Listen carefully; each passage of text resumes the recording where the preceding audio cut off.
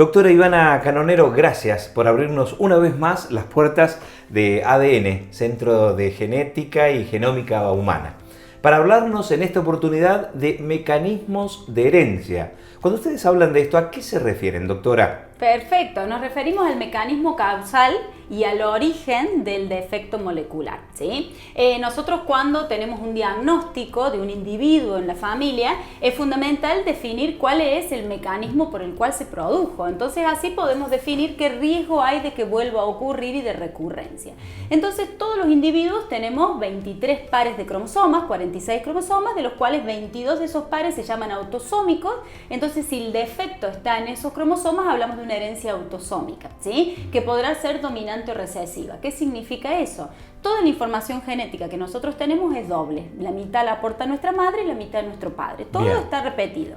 Entonces, si tenemos una mutación en un gen que afecta el funcionamiento de ese gen y eso permite que se exprese la enfermedad, significa que tiene un efecto dominante. O sea, que todo individuo que tiene una mutación dominante expresa una enfermedad. Y eso afecta a todas las generaciones. Afecta tanto a varones como mujeres y en todas las generaciones, abuelos, padres, hijos, hay un afectado. Entonces es fundamental identificar ese mecanismo causal porque cada individuo portador tiene un 50% de chance de tener hijos afectados. ¿Sí? ¿Y cómo se puede detectar eso? Sí. ¿Qué estudios hay en la actualidad? Sí, hay múltiples estudios moleculares que uno los dirige de acuerdo a los síntomas que nos permiten sospechar esa entidad, ¿sí? Tenemos estudios que permiten identificar mutaciones puntuales, que son estudios de secuenciación, y estudios que permiten identificar ganancias y pérdidas de información genética, que es otro mecanismo causal.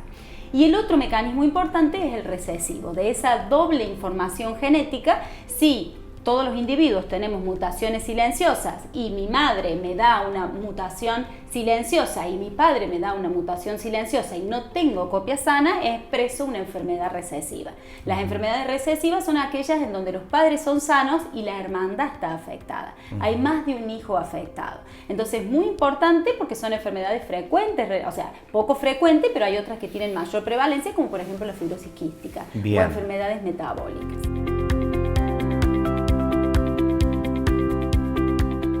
Son enfermedades crónicas progresivas que produce un trastorno en la conductancia del cloro a nivel de múltiples órganos y sistemas y produce una disfunción pulmonar crónica, un cuadro bronquial permanente, aumento de secreciones en los distintos canales del cuerpo y produce una afección multisistémica con retraso de crecimiento, diarrea, problemas bronquiales crónicos. Es una enfermedad altamente crónica y discapacitante. Hasta hace un tiempo sospechar que podíamos curar una enfermedad genética era algo impensado, ¿sí? Pero hoy existen terapias dirigidas hacia los blancos moleculares, ¿sí? Entonces, si yo tengo un diagnóstico molecular e identifico cuáles son esos errores de ortografía o mutaciones, luego puedo investigar qué abordaje diferencial hay, ¿sí? Entonces, existen terapias dirigidas para distintos tratamientos. Cuando hablan de blancos moleculares, ¿a qué hacen referencia? Sí, ahí nos referimos a eludir el mecanismo causal, ¿sí? O bloquear un mecanismo causal o activar un mecanismo causal. O sea, es dirigir una terapéutica, un fármaco, una droga,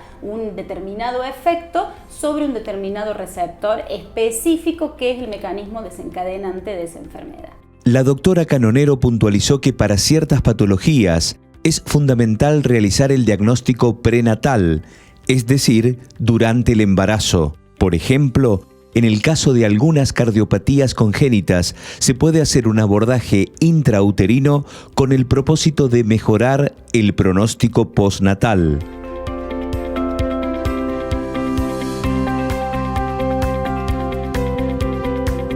Lo mismo el mielomeningocele, que es un defecto del tubo neural, la intervención intrauterina mejora el pronóstico postnatal. Pero cuando uno tiene el diagnóstico en un recién nacido o un adulto, las terapéuticas son diferentes, ¿sí? Porque van dirigidos a un adulto o a un niño con un determinado proceso. Qué importante es tener un centro ahora en Río Cuarto que haga todo este tipo de estudios que antes no se hacían y uno debía viajar a Córdoba o Buenos Aires, ¿no? Exactamente, entonces el objetivo es poner al alcance de todos los individuos esta información para que puedan tomar decisiones de la forma correcta.